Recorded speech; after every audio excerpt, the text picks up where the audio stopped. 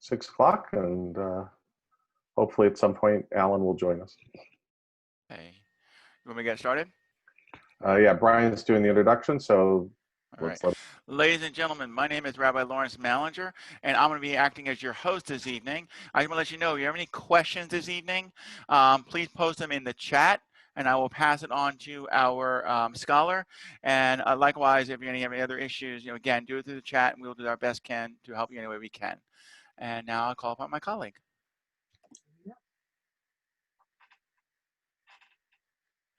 Good evening. My name is Brian Michelson. I am the rabbi at Reformed Congregation Oheb Shalom in Reading, Pennsylvania. It is a pleasure to welcome you to the second of our 6 scholars in their residence program. This program was born out of the brilliance of Rabbi Alan Litwack from Florida, who dragged along this group that gets together once a year to study, to learn, to pray together, and said, why don't we try thinking of it a little bit differently? And this is a great new idea. This is a new idea. Anybody interested? All of us put our hands up and said, we love the idea. We think this is great. And it's a wonderful way to bring 12 separate congregations together to be able to enjoy some great scholars within the Reform movement. It is my pleasure to be able to welcome and introduce Rabbi Karen Kedar, who is an author, a poet, spiritual counselor, has run retreats and the like, is the senior rabbi of Congregation BJBE in the Chicago area. Philadelphia is where I'm from, not where she's from. She has written a number of books. Amen, which is one of the things you heard before, is the title of one of those books, and I think it forms part of tonight's presentation. Rabbi Kedar and her husband Ezra are the proud parents of 4 children and, more importantly, 3 grandchildren who live in Israel. And it is just our absolute pleasure to bring Rabbi Karen Kedar to you as she speaks on faith, courage, and wisdom, the language of resilience, a topic that is incredibly timely for today. Hi, everybody. So nice to be here. Really a pleasure to be a part of this, and what an amazing idea. And I want to be in your study session once a year. That sounds like a lot of fun. It is really strange and oftentimes difficult times. So I look forward to sharing with you some ideas and some thoughts about resilience, and maybe reading a few of the prayers and the poems from my latest book. And just spending the evening with you. You want me to open up with the first question? Sure, go ahead. Okay, so ladies and gentlemen, we're going to ask that you respond on the chat. Rabbi Kedar asked the first question, which is, how do I stay grounded and live with ambiguity? Again, how do I stay grounded and live with ambiguity? What do you think? Is that a question we should contemplate in this crazy time that we're living in? Because we are living with incredible ambiguity right now.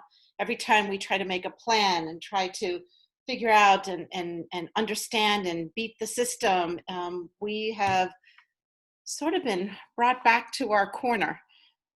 Kind of like when we send the children into the corner after they've been naughty. I feel like I'm in a sustained time out now.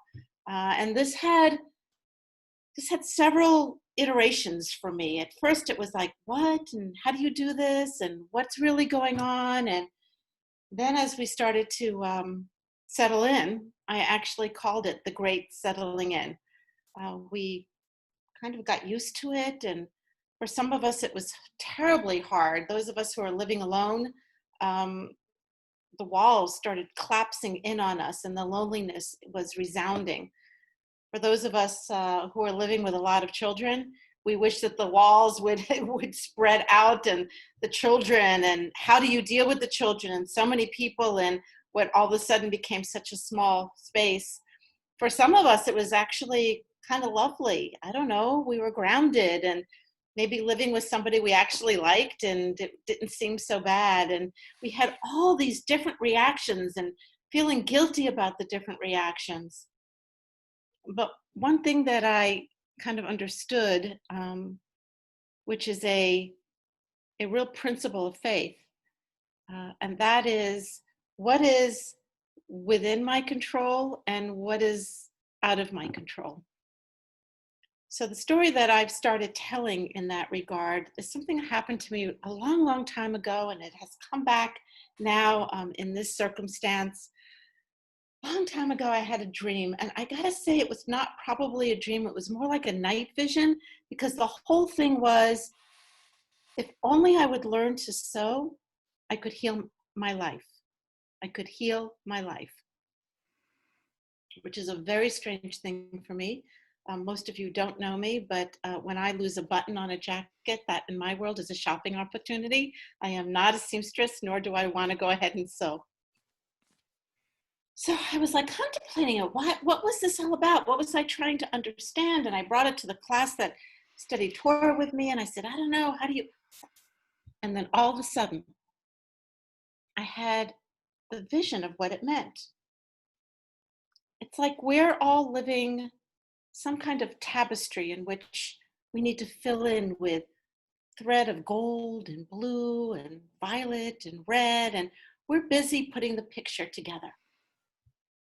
A lot of years, and oftentimes, just like a needlepoint, if you look on the other side, all you see is a knot and a thread, and the picture isn't all that clear. But nevertheless, that's ours.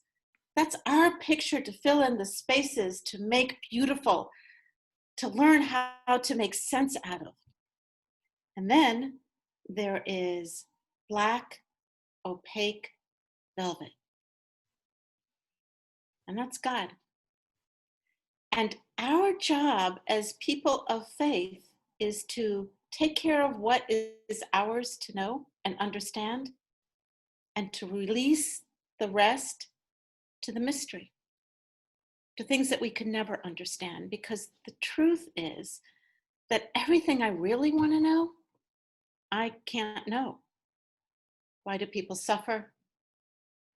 Why do children die? Why is there evil in the hearts of people? Everything that I really want to know is essentially unknowable. And so all I can do is take care of what is my business. And as I learn this act of faith, release the rest and live on the seam. Somehow live on the seam. And one of the things that this has taught us, this period of time, is how to live on that seam. How do you stay grounded in a time of ambiguity? You know what is in your control, your reactions, the way you see the world, your perspective on life, that deep introspective nature of living, the depth of the soul, the healing of your little corner of the world, and the big whys, releasing. Let me offer you this prayer from the book that I wrote. It's called Light and Dust. God of light and dust, sometimes I am so very lonely. So much depends upon me to be right, to be wise, to fix, to make it happen, to lead, in control, all-knowing, all-powerful. I am exhausted. Dear God, place me as a speck upon a ray of light, illuminated like a particle of dust in the sweep of destiny. I reach my hand across the expanse to you in prayerful discernment. I walk as a faithful partner, doing what I can, doing what I must, what is in my power, no more, no less, constant and sure, and then letting go of the rest. Letting it go. Let it be. Oh God of all, source and sustainer of mystery, teach me, guide me, open my heart, that I may live with renewed energy and humility and limited consequence.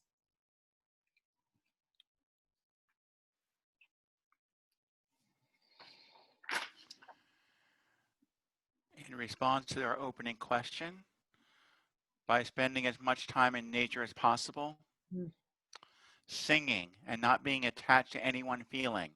Change is easier when I'm not holding on to any specific feeling. Taking one day at a time. If you have a difficult day, begin the next day with a clean slate. Have goals and pursue them, but keep flexible. Grounding is challenging. At the moment, it seems to me that, quote, in front of my computer screen is the answer. Widowed 3 months ago today, I'm totally confused about what is, what was, and what could be. I have my son, daughter-in-law, and 2 very young grandchildren here for 8 weeks, which postpone reality. Now on my own for 5 weeks, living alone for the first time in my life. Just keep breathing. Our empty nest is suddenly filled with Zoom mates. Plan ahead and ahead of that. The older I get, the more I realize I have almost no control. That said, I've come to realize that we're all connected. My extended Jewish community is as dear to me as my own family. Thank you all for being here with me. Accept who I am. Live my life every day. And just to announce again, Rabbi Kedar is reading from her book called Amen, and we'll have a link for you all at the end of our session. Those are incredibly wise. I could save the chat and form another prayer. And I'm not looking at the chat, but for the woman who was widowed just a few months ago, you know, the valley of the shadow of death, we're all looking at our mortality now. It's everywhere. We can't escape it. And we're really contemplating a lot about what it means to live and what it means that life is so temporary. Let me offer you this prayer before we go on to the next question, if it's okay, Rabbi. It's called the Valley. And also, before I read it, just know that in the 23rd Psalm, it says, surely goodness and mercy shall follow me all the days of my life. So though we are in deep sadness, we are being pursued by goodness and by mercy. Valley of the shadow of death is a tender place, a place of questions and things unsaid, and grace, and love, and depth, and sadness. My heart is open, my breath is gentle, I am tired and sleepless. So I sit by the still waters, and you, God, are with me. God is with me. I shall not fear.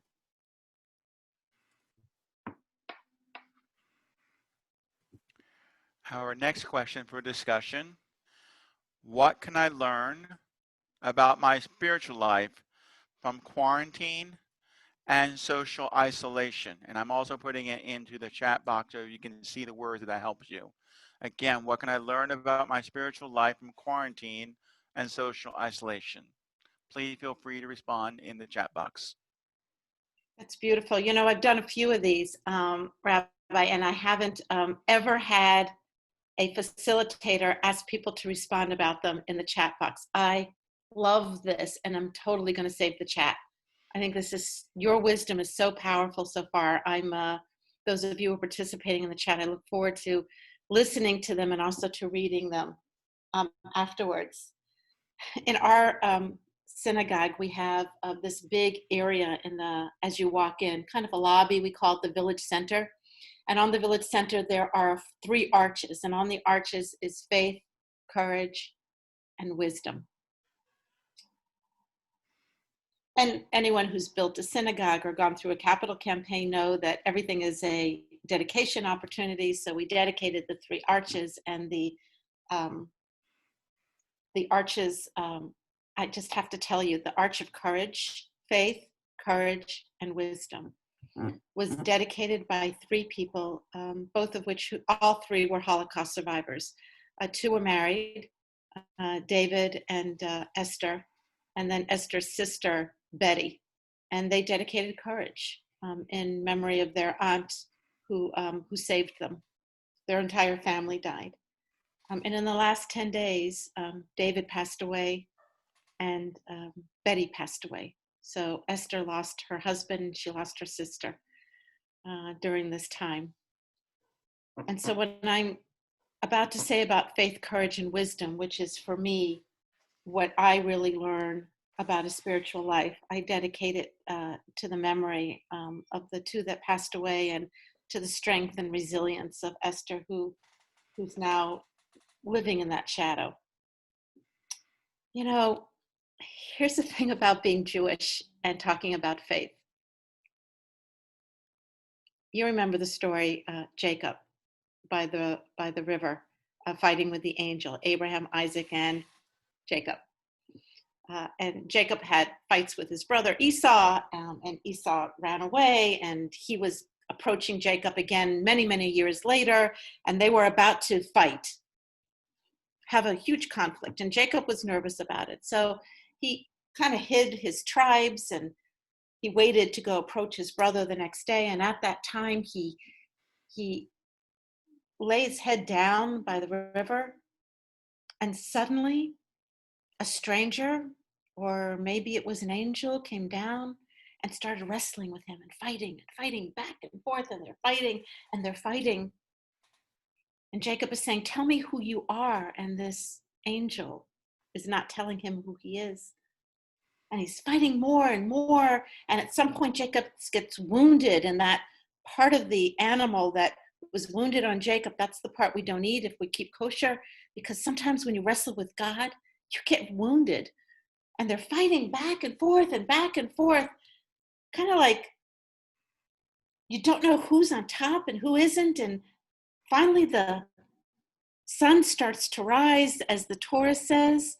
And Jacob says, "Just tell me who you are. Who fights with me in this moment?" And the angel says, "I'm not going to tell you who I am, but I will tell you who you are. You are now Israel," which means one who fights with God. Folks, this saves Judaism for us, because we are not the children of Abraham, the children of Isaac, or even the children of Jacob. We're the children of Israel. We're the people of Israel. So if you ever shake your fist at the heavens and say, "What was that about?" you are in a good lineage. As a matter of fact, the entire theology is based on not having answers revealed, but in wrestling with your faith. What is it that you can learn from this time of quiet where we've been isolated from other people? You can start to dig a little bit deeper and learn about your faith. What does it mean to have questions that are eternal? What does it mean to wrestle with God? I want to offer this prayer about faith that I wrote. It's called Overflow, the Prayer of the Well Digger, because sometimes I feel like finding faith is digging deep into a well until we tap into the resources that are deep inside of us. I did not notice the dawn. All possibility eluded me. So immersed was I in the dull and numbing routine of a driving force to succeed and accomplish, a restlessness, a compulsion, vanity, emptiness. And then, with compassion, without judgment, a gentle engagement tugged me out of my complacency, and behold the breath, and the dawn returns, and the emptiness has meaning like a well, hewn by nature, by God, by the will to overflow. And I draw upon the waters of Eden, nourished by the source of good, and instead of an ordinary day, extraordinary, endless, filled with possibility. This is the prayer of the well digger. Sometimes in our confusion and that digging, looking for faith and our equilibrium, we too tap into water that, God willing, overflows with nourishment and with goodness. But then it's also courage, because it takes courage to become who you were always meant to be. It takes courage to live a life that is filled with uncertainty. Years ago, somebody once said to me, do you know when you become heroes? You become a hero in battle. Heroes are not made during peacetime. And so if you are struggling now and find that there is time of conflict, this is an invitation to draw upon the courage, as these 3 Holocaust survivors taught me so well, and to become the hero of your life. To become the hero of your life. Faith, courage, and then wisdom. This kind of discernment. I mean, after all, what are we being asked to know about who we are and what we need? There was so much excess, so much chatter, so much noise, so much busyness. What do we need to feel that we are actually living a life of meaning and of purpose? We want to have our life be filled with meaning and a sense of purpose. Faith, courage, and wisdom. During this whole pandemic, I've been sending all my emails to my congregation and signing it FCW. FCW. Faith, courage, and wisdom. What do we have here, Rabbi? What's the wisdom of the people? The wisdom of the people with regard to what you learned from this period. I'm keenly aware of the vacuum left in my spiritual life when I cannot physically be with my Jewish community. At the end of my days, it will be just myself and God. This time, let me get comfortable with it just being us. I like that one. I like that. It gives us space to disconnect in order to connect with God. It is quieter now, and there is more time for quiet reflection, if you take advantage of it. Being alone, I am a widow as well, still learning to live alone, has given me an opportunity to listen and get to know myself. I'm trying to listen for God, that quiet voice that speaks from deep within inside me, my ultimate partner. The connections and support of my Jewish community sustained me through a challenging year, loss of my dear wife after 50 plus years and then stage 4 cancer, and gives me strength and hope for the future. I work a lot with Navajo people, and often they'll tell me that white people don't like silence and aren't very good at listening. This isolation enforces silence and makes me listen to what? And the silence can speak. We are physically distancing, but we do not and should not be socially distancing. We're using Zoom to stay connected. I know it's not the same, but it helps us to be together. Sending loved one or friend virtual hugs. May the Holy One watch over you during this difficult time, and may your husband's memory truly be for a blessing. Shabbat has been marking my weeks as never before. Amen on that one. Learning to find the blessings within what is in this moment. Even during this oh so strange time, distractions have been minimized. I realize I am strong, but my faith makes me stronger. Giving us time, space to contemplate and evaluate that which is most important in life. Living alone need not be lonely. We can search our hearts. And finally, maestros will say, there is music in the rest between the notes, the silence. Amen. Oh my gosh, how beautiful.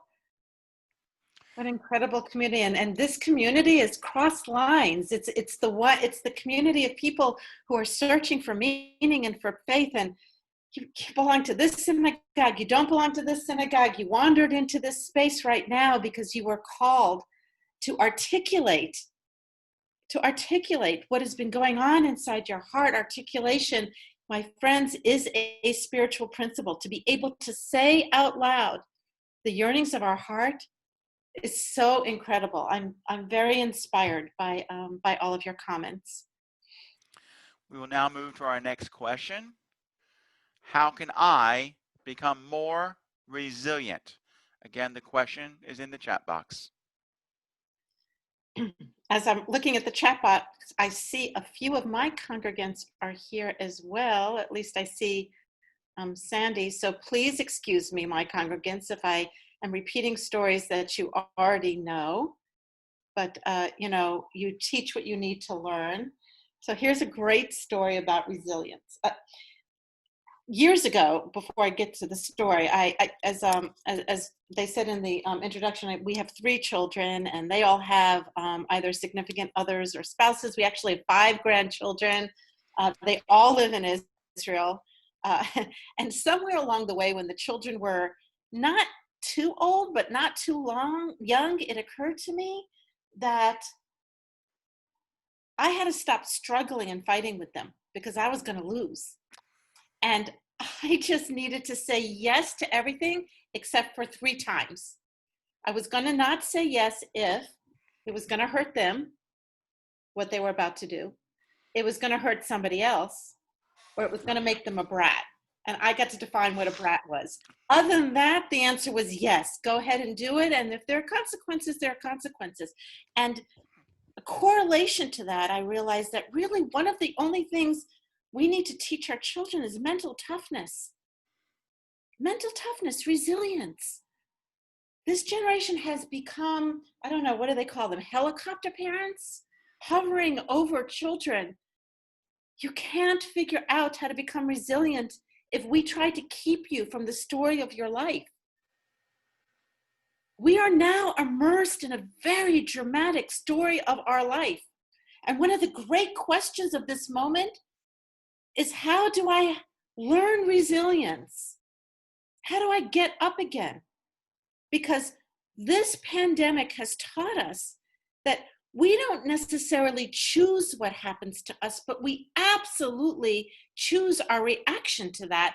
And the difference between people, and this is so important, listen to me right now, the difference between people who are defeated by their life and people that are not defeated by their life is not their life circumstance. You could listen to somebody who's complaining and complaining and complaining, and you're thinking, honey, you think you got problems? That's not a problem.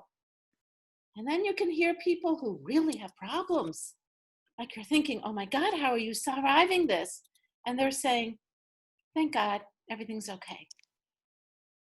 So the difference between people who are defeated by their life and people who are not defeated by their life story is a decision that you make in the dark part of your night.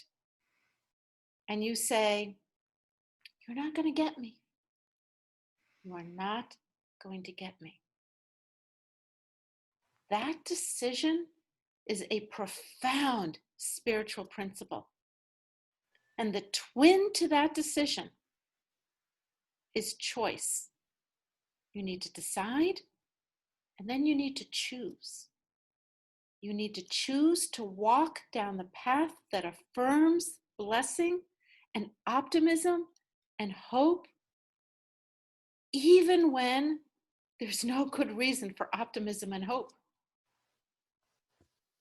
Story goes that we were driving along in the summertime in Israel many, many years ago. We were driving a car that had windows that go like this, and an air conditioner that was not factory installed. And any of you who have been to Israel know that when you come out of Jerusalem, it's up and down mountains.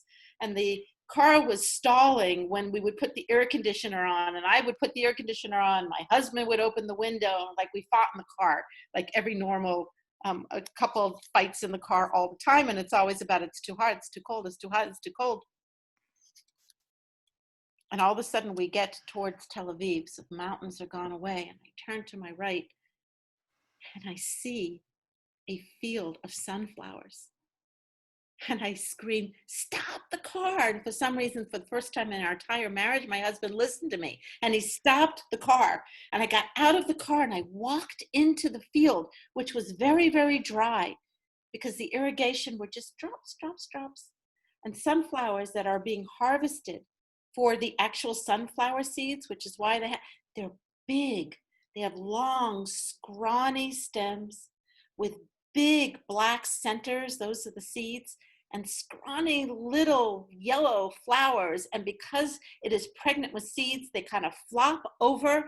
And I think to myself, these are the ugliest flowers I've ever seen. Van Gogh was totally wrong. What's with the sunflowers? And here's the revelation that correlates to resilience. And a story that I tell all the time because, friends, you teach what you need to learn. That a sunflower is not a sunflower because of how it looks. A sunflower is a sunflower because how it behaves. A sunflower searches the heavens for the light. How do you find resilience? You find resilience by making the decision to not be defeated by your circumstance and then to choose again, search for the light, choose again. Let me read this one to you. Turn to the light. Hope is the opposite of cynicism. That's good. Every now and then you say something good. Hope is the opposite to cynicism. Say, despite what is probable, all is possible. Say, we are only limited by our imagination. Say, the universe abundantly provides. Be like the sunflower. Scan the heavens for the light. Turn towards the light.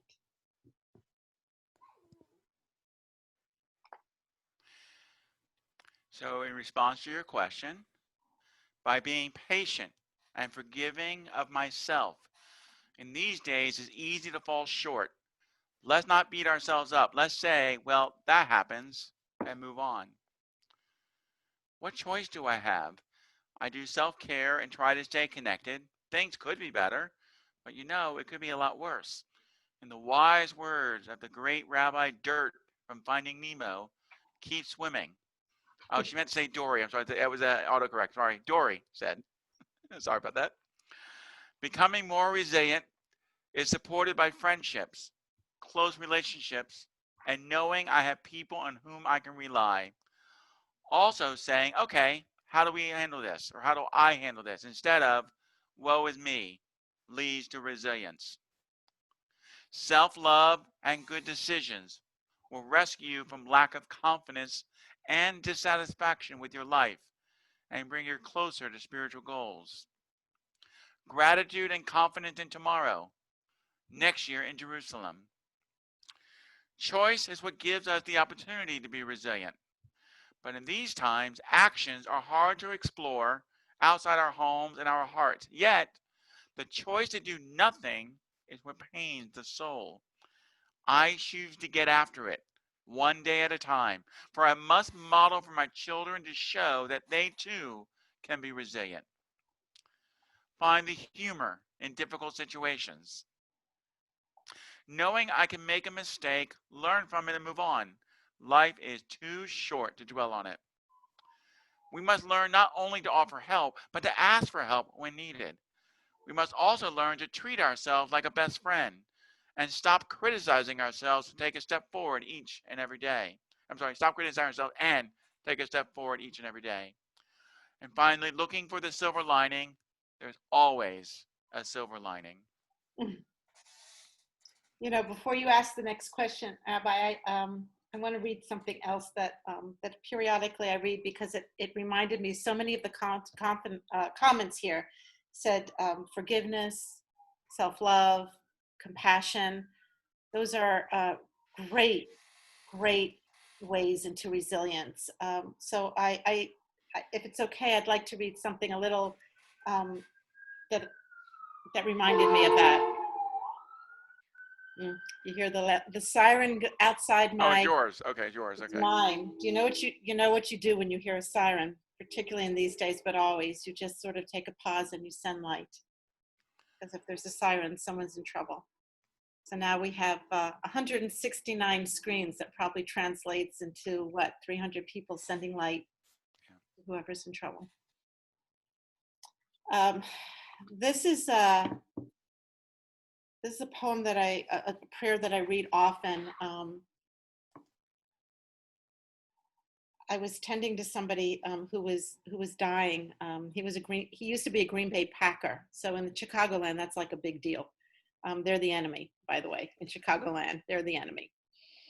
Wisconsin, Green Bay Packers. So when I met him, he was a frail man. And I was going to his bedside. And at one point he looked at me and he said, "I owe you an apology." I said, "Why, Mark, do you owe me an apology?" And he said, "Because I didn't have much use for you. I wasn't really into women rabbis, but you know what? You're kind of okay." So I said, "That's awesome, Marv. I'm so glad that you think that I'm okay. That's really great." And so I would go back periodically, and his wife, I went one day and his wife said, he's barely waking up anymore. He probably won't even know you're here. And I said, "Susan, he'll know. I know he'll know." And I came and I offered a prayer, and he leaned over and he grabbed my arm, and he had one of his last waking moments, and he looked at me and he said, "I love you." Now I know he wasn't saying that he loves me.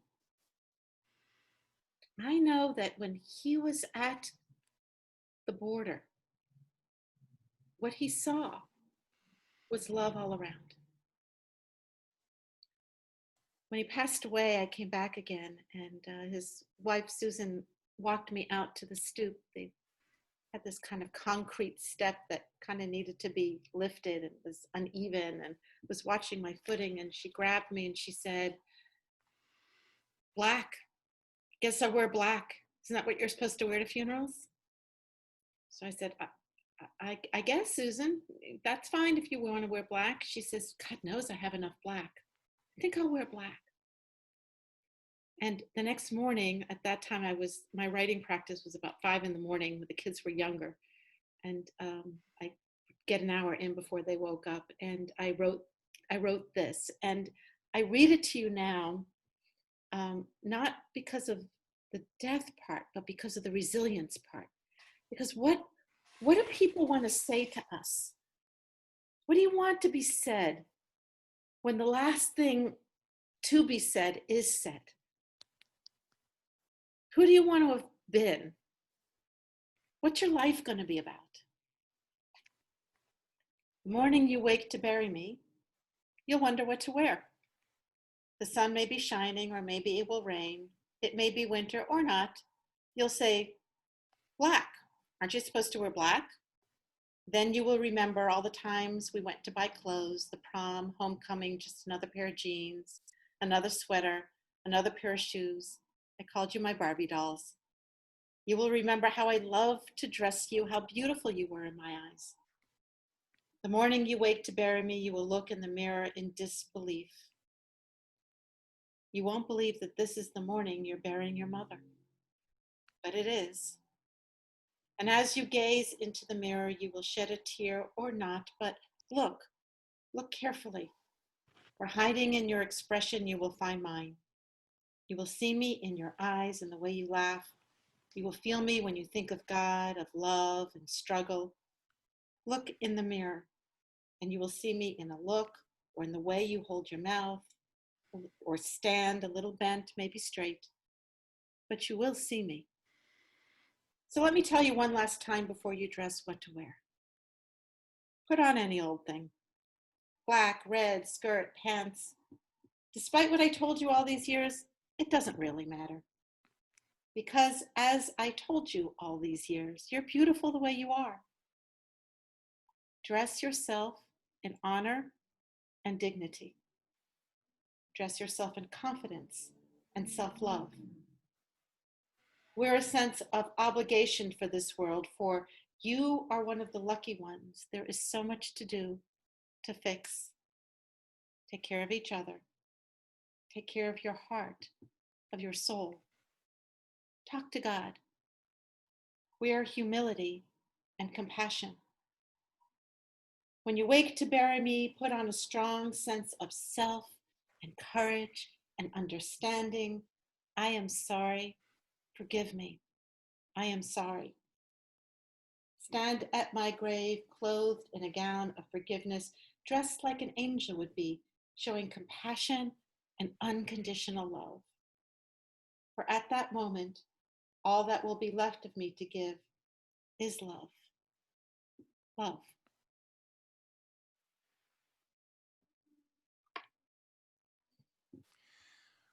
now come to our final question. How can I replace judgment with curiosity? Again, I'm posting the question into the chat box.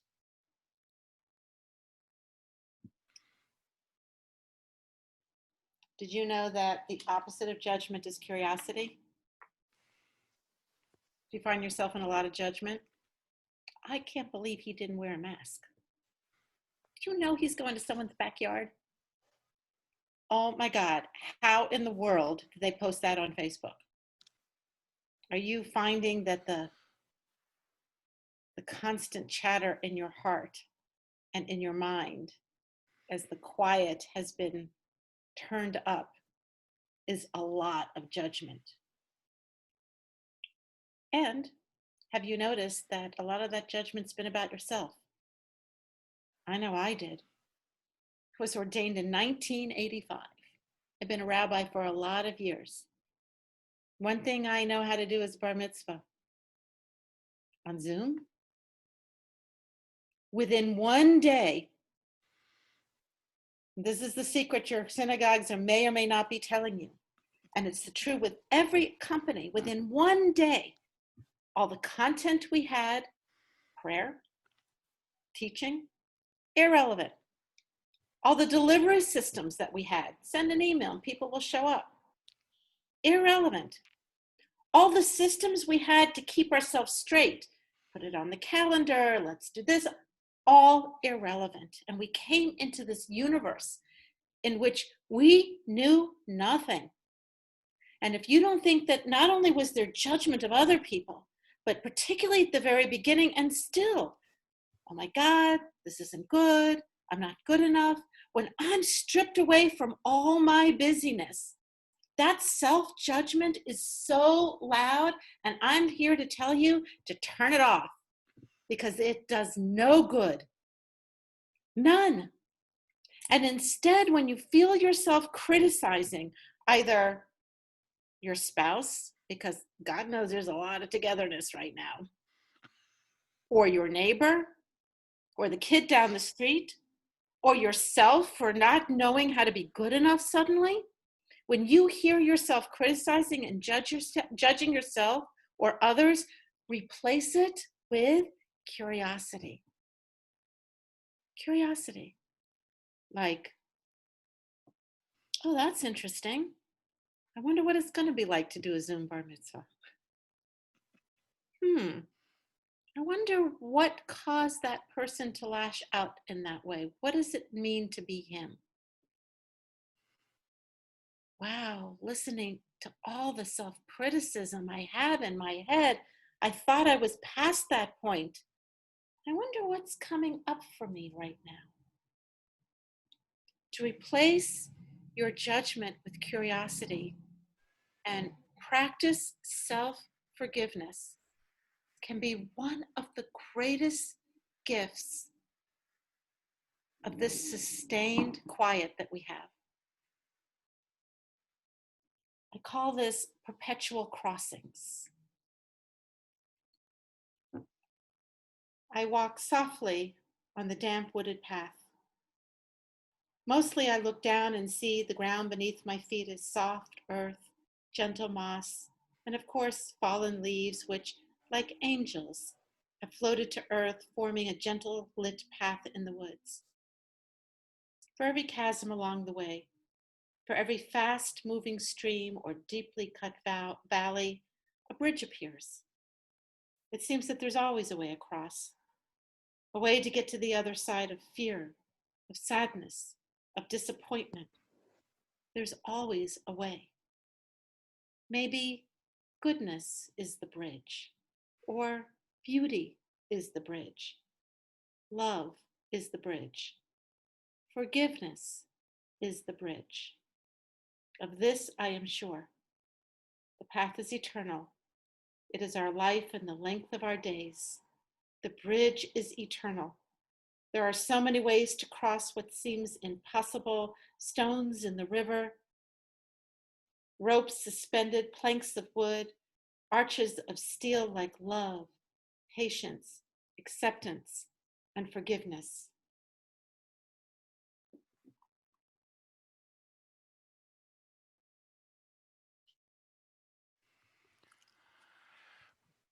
We have a few responses, and one you already alluded to, but first, before that, the last prayer you offered prior to this section, I want to give a shout out to Alan, who said that was beautiful. He buried his wife's mother last year, and he thanks you. Oh, I'm Now, sorry getting for to our that. question, how can I replace judgment with curiosity? By knowing that I don't know everything. I have to be aware of the negativity I allow into my life, including self-generated negativity.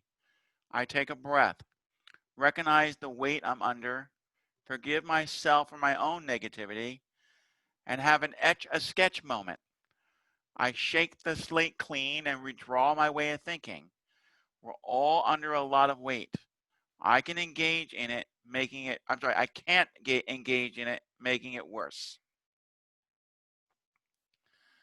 By listening instead of reacting, which is a beautiful message, particularly with the current racial inequality challenges that we're all dealing with. Judgment is a waste of time and energy. I know that time is precious and finite. I must use my time to fulfill my purpose and make the world a better place through deeds of love and kindness.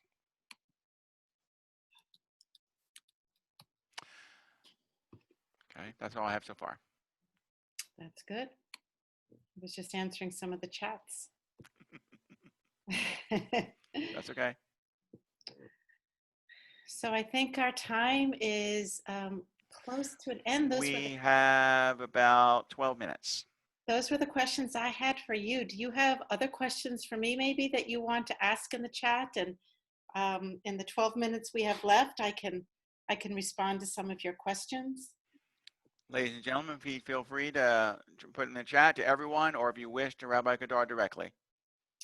And I know you were going to do this, but I'll take the opportunity to drop the link in the chat right now. I think I have it. Oops, nope.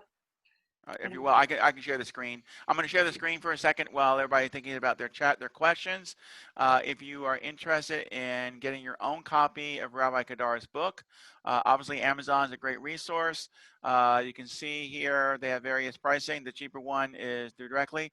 I would also say, if you wish to support the Central Conference of American Rabbis who published this book, if you want to speak to your rabbi, perhaps he or she can get it for you as well. Maybe even a discount if you tell them I said so. Exactly. And so we have here, so I want you to understand, you have participants right now from the East Coast, being Florida and New Jersey, to the Midwest, Illinois and Oklahoma, to the mountain range of Colorado and New Mexico, out to California and Anchorage, Alaska, and everything in between. So I want you to know that. Someone is leading a book club discussion on men this week, and is there a poem that you would recommend they should start with? I actually believe in the intuitive, method. These kind of books that have, this kind of insight to them, that are not books that have chapters and you need to follow a plot. My practice is to open them randomly and see what finds you. And the poem that finds you or the prayer that finds you is the one that you're supposed to start with. Just trust that process. So going on with the message of judgment and curiosity, someone is thankful for listening to their mother's advice and listening in. So she's advocating her mother. I think it's great. Someone is still trying to finish a question. I'm not sure what that is. They want to know which book of yours do you recommend for, and I'm not sure where we're going with that. Oh, here we go. Okay. Which of your texts would you recommend for someone and his wife who is currently in hospice? I think this book, the one that I've been reading from, Amen, is because the chapters it's very short, and the attention span is when you're accompanying somebody, the attention span isn't really there to read long chapters. And so as I showed you inside, you can just randomly open, and it might bring some comfort. it might bring you some comfort. I hope so. And you have a shalom from one of your former HSI students in 1986, Bonnie James. Hi, Bonnie. And someone has recommended that the closing paragraph of your intro about the word amen is also very powerful. Thank you. Thank you. Well, maybe I'll end with, since it doesn't seem to be any questions, I'll end with one more prayer. How's that sound? That sounds great. Thank you. Okay. This is called The Archaeologist of the Soul. You know, as you can tell by the way that I've been speaking, I believe in going deep. I believe in asking the difficult questions. I believe in living in I believe that living in the ambiguity actually is much more comforting than living in the illusion of control. Once you take it on as practice, control is just so hard.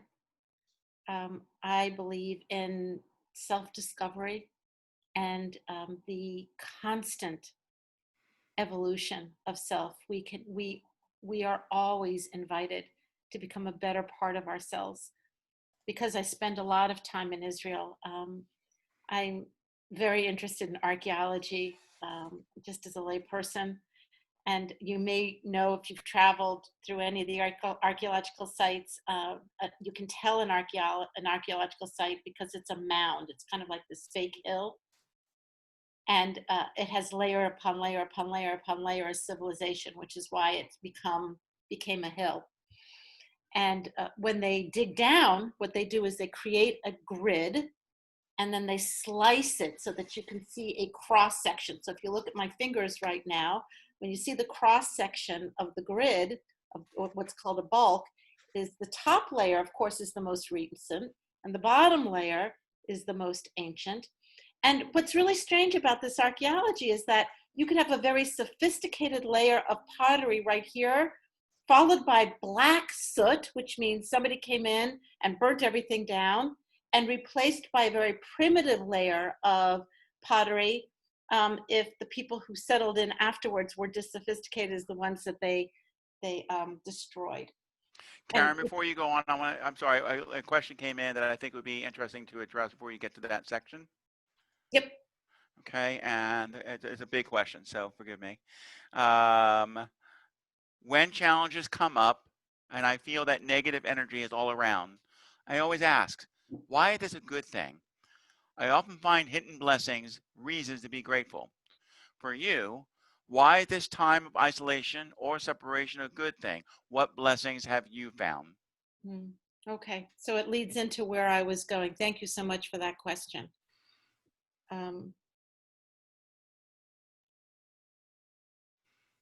Blessings are a matter of perspective. Each and every one of us can look at the exact same thing and say, oh my God, that was horrible. And somebody else says, really? Well, I actually thought it was great. We have to train our mind to see the world as abundantly providing. Blessing before the Shema is Ahava Rabbah Avtanu Adonai Eloheinu, which means with great abundant love, you have created us, God. And then we come to the Shema, which is, hey, and therefore, listen, Shema Yisrael, to get back to the beginning of what I talked about, you people who struggle with God. Adonai Eloheinu Adonai Echad, there is a great oneness in this universe, and all those things that cause separation, fear and anger and guilt and resentment, all those are to be pushed away. Shema Yisrael, and struggle and listen. Echad, there is a great oneness. So the prayer before the Shema is a prayer of abundant love. And then we're heated. We need to ask. We're asked to listen.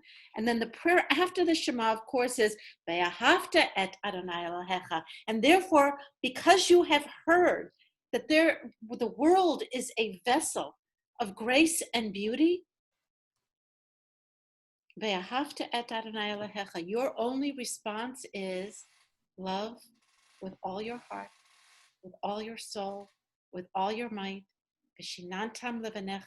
And this is what you should repeat on a regular basis to your children. How would your life be different if the great message was, and you are loved, and you are loved?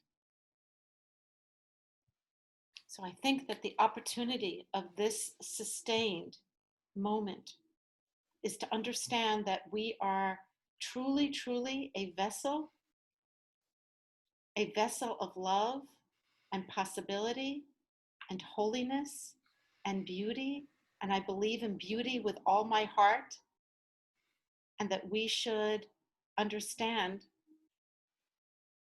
that blessings abound. I'm looking for one more prayer that I'm going to give you. Here it is.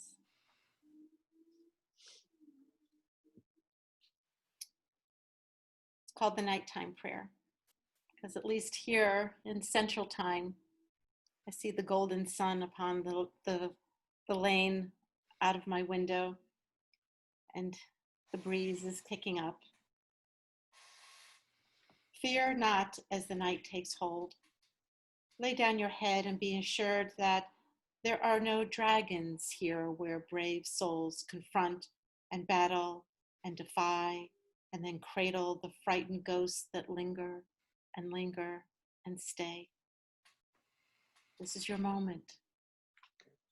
Become the hero of your life, for heroes are made in battle, and the courageous triumph knowing when to fight and when to reconcile. We do not banish what pursues us, we take dictation.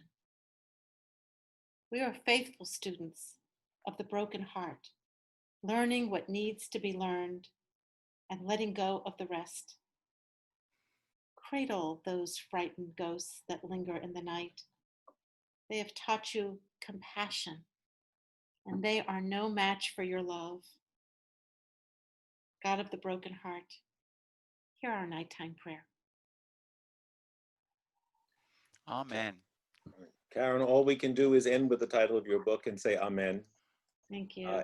It is a blessing for us to have been able to come together from all over the country and to, in the midst of all of this separation, be together and to hear you teach us.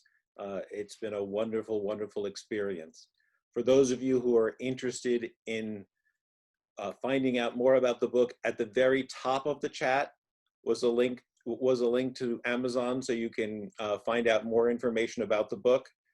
But we would ask that if you could go through your rabbi and support CCAR, it could use all the help you can give it right now. We want to thank you all for being here. It's been incredible to have over 170 screens at one point in the evening. So we are thrilled to have that many people together. We hope you will join us in 3 weeks on Sunday, the 5th of July, when we welcome Rabbi Amy Schreinerman, who will be teaching us, and it will be another great hour of study and learning. Thank you all. Stay safe, stay courageous, and be blessed. Good night. Thank you, everybody. Thank you so much. Night. Thank you, Karen. Thanks, everybody.